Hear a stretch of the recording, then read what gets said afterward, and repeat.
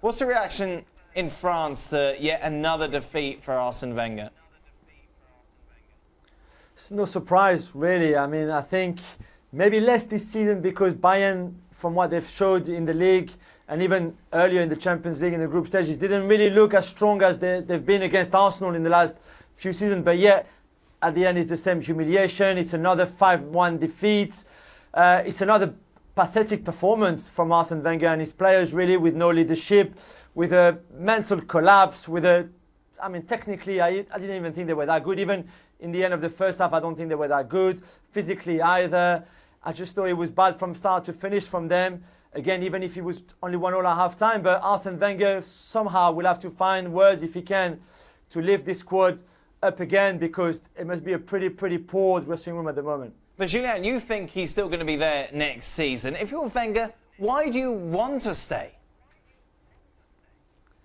There's something in him. I don't know if it's stubbornness. I don't think if it's his ego, or if he thinks that maybe he's a magician or something. But there's somewhere in his head that he thinks he can actually still take this squad forward, this club forward.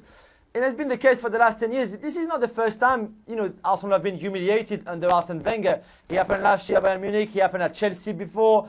Every season you've got one or two pathetic performance with a very heavy scoreline. This is not the first time. Why would this one be different? Why would this one change something? And why after tonight would he decide, I've had enough now, I'm going to go at the end of the season? I don't think he will want to go.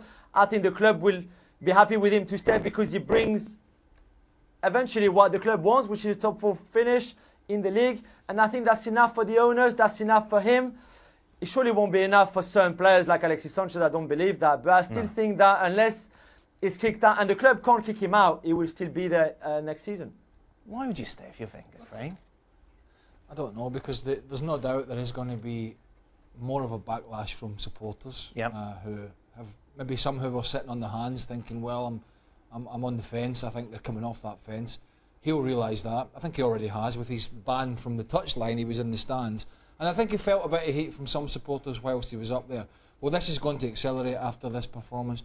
Look, if they can find a place for him on the board or something, nobody said he has to leave the club fully. But in terms of making the big football decisions and managing the day-to-day coaching aspects, that's not happening for me anymore. But this is about ego.